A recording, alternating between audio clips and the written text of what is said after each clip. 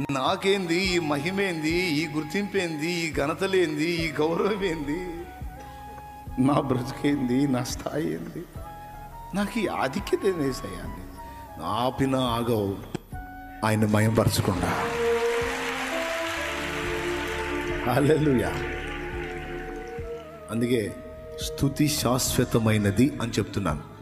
ఇంకేం కావాలి మీకు? కీలకమైనవి 3 చెప్పా. ఆయన సన్నిధి కోరుకొనవలసింది శాశ్వతమైంది. ఆయన చెప్పిన ఆజ్ఞ ప్రేమ కోరుకొనవలసింది శాశ్వతమైంది.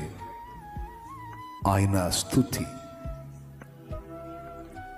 ఉన్న రహస్యమంతా స్తుతిలో ఉందని లేఖనాలు మొత్తుకొని చెప్తున్నాయి.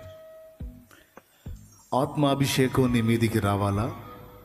ఎలీషా అన్నాడు, వీణె వాయించగల మనుషుణ్ణి తీసుకొని రా.